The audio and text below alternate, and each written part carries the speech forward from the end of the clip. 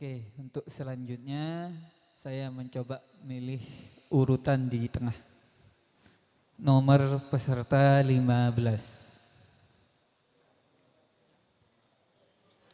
Atas nama Satria Bagus Taruna. Oh.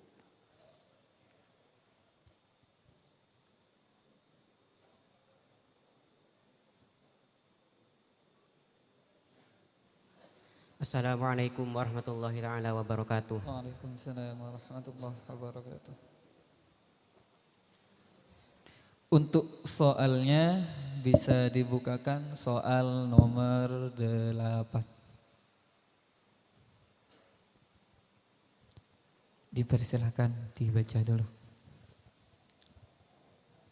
A'udzu billahi minasy syaithanir rajim.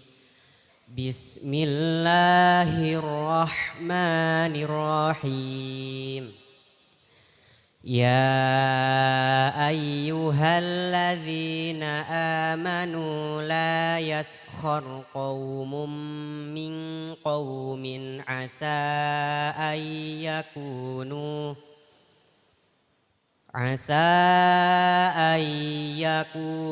khairam minhum wala nisa'um min nisa'in asa ayyakunna khairam minhum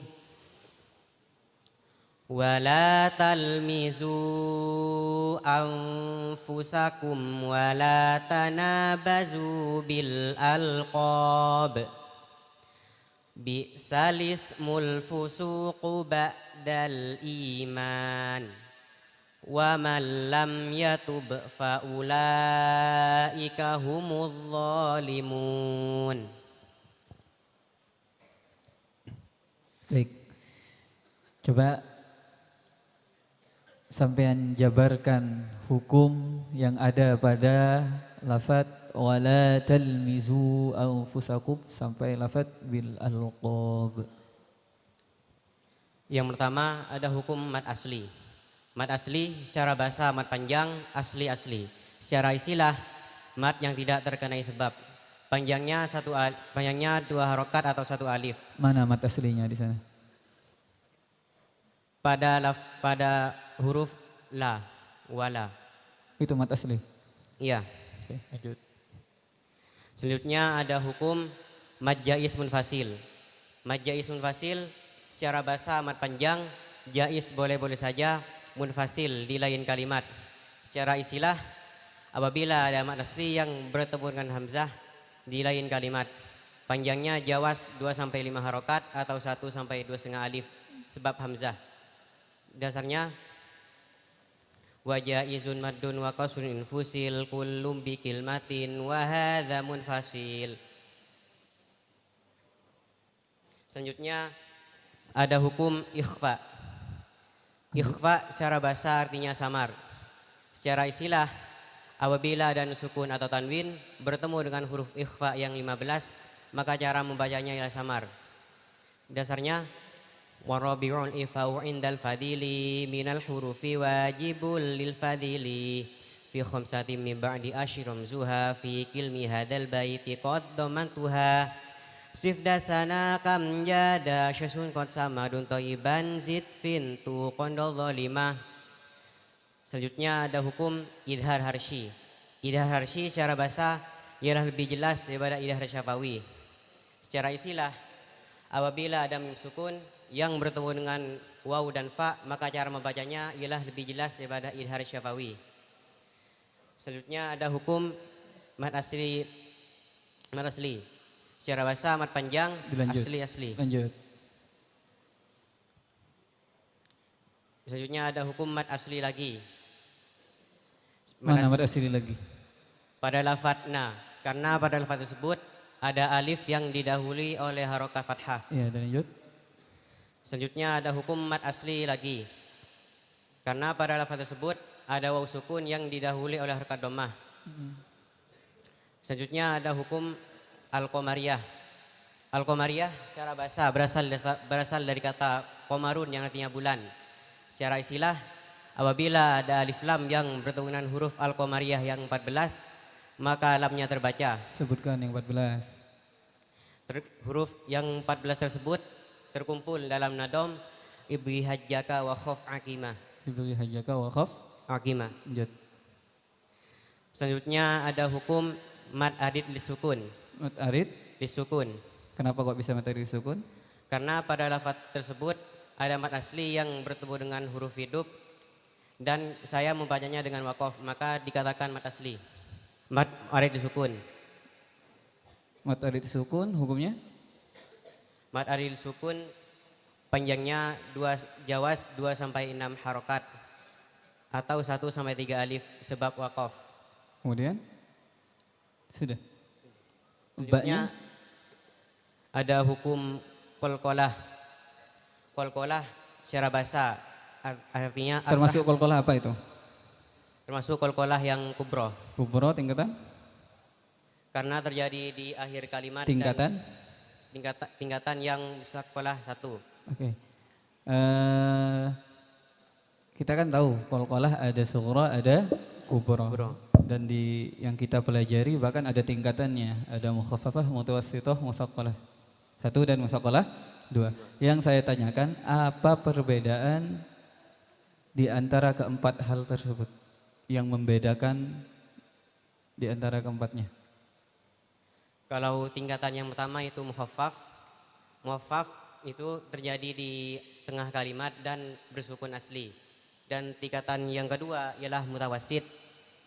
Terjadi di akhir kalimat dan sukun karena waqaf. Dan tingkatan yang ketiga musaqqalah 1 itu terjadi di akhir kalimat, sukun karena waqaf dan didahului oleh huruf mad.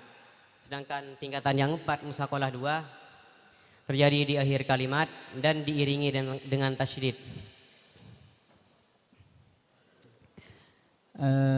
Kalau dari segi suara, itu kan dari segi posisi dan bentuk huruf. Kalau dari segi praktek, pantulannya sama atau berbeda? Berbeda. Apanya yang beda? Kuat dari pantulannya. Kuat dari Pantulannya. Coba dicontohkan. Yang mukhaffaf contohnya kayak yaqna'u. Terus? Yang mutawassit contohnya kayak ahadun dibaca ahad.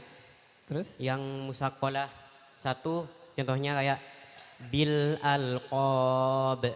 Sedangkan yang musaqqalah 2 contohnya kayak bil haqq.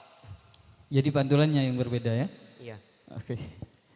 Kemudian di lafadz bil alqab itu ada tanda waqaf. Bisa dilihat. Pada Iya, lafadz bil alqab ada tanda waqaf yaitu waqaf mutlak. Apa Yang artinya tempat yang sempurna untuk berhenti. tempat yang bersunnah Untuk berhenti. masuk ke tandanya waqaf apa itu? Masuk kepada tandanya waqaf tam. Waqaf? Tam. Apa waqaf tam? Berhenti pada kalimat yang sempurna yang tidak ada kaitannya dalam segi lafadz maupun makna. Apa waqaf itu sih? Waqaf secara bahasa artinya menahan. Secara istilah qat'us sauti 'alal kalimati zamanan yasiron yatanaffasu fihi 'adatan biniyatin istinafil qiraati.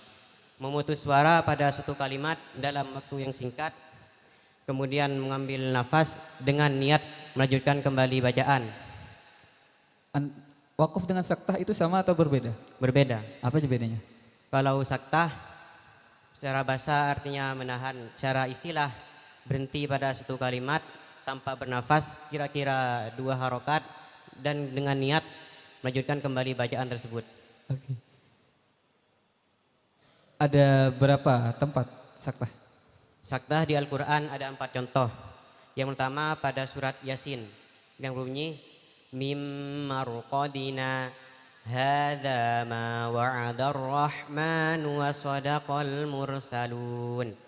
Yang kedua ada pada surah Al-Kahfi yang berbunyi alhamdulillahilladzi anzala ala abdihil kitaba wa lam yaj'al lahu iwaja qayyiman liyundhira ba'san syadidan min ladunhu wa yubassyiral mu'minin. Yang ketiga ada pada surah Al-Qiyamah yang berbunyi kalla idza balawatit taraqiya wa qila man raq. Yang keempat ada pada surah Al-Mutaffifin yang berbunyi kalla bal rana ala qulubihim ma kanu yaksibun.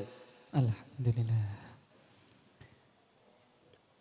Ada kesempatan untuk wali bertanya, panitia. Monggo, dipersilahkan. Monggo Bapak Ibu, sesuai janji kami di awal tadi, mohon berkenan berdiri bagi yang bertanya dan bisa mendatangi kami di depan. Oke, monggo Bapak, Anggi.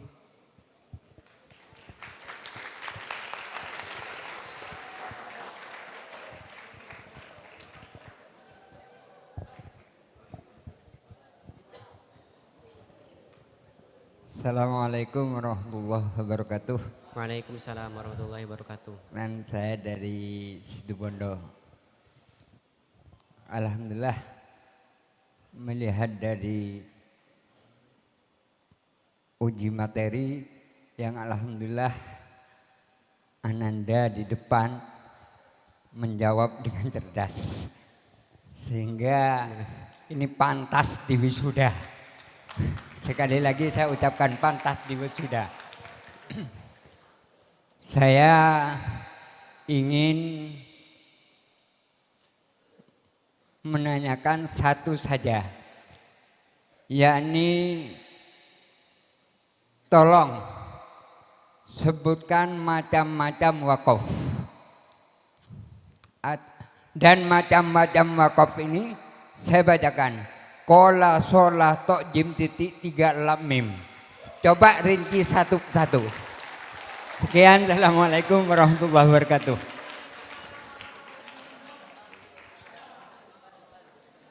Yang wakaf kola itu namanya al-waqfu aula, yang artinya lebih baik berhenti. Yang short lam artinya al-waslu aula, yang artinya lebih baik diteruskan. Mim namanya wakaf lazim. Wakaf lazim ialah wajib berhenti. Yang to artinya wakaf mutlak, yang artinya tempat sempurna untuk berhenti. Yang 2.3 namanya wakaf mu'annaqah, berhenti pada salah satu tanda dan tidak boleh kepada keduanya. Yang wakaf short namanya itu wakaf murakhas, yang artinya tempat berhenti seperti keringanan bagi orang yang memerlukan. Selanjutnya ada wakaf qaf, ya, namanya kila alaihil waqfu, yang artinya menurut suatu pendapat di tempat ini boleh berhenti atau khilafiyah.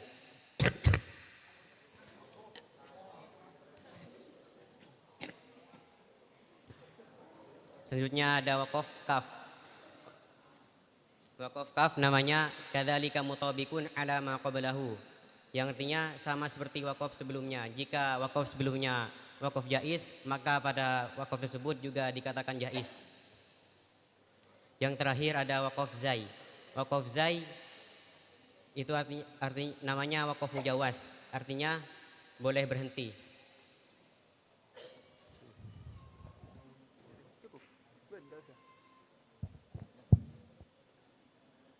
Bagaimana Bapak, puas? Cukup nggih? Luar biasa.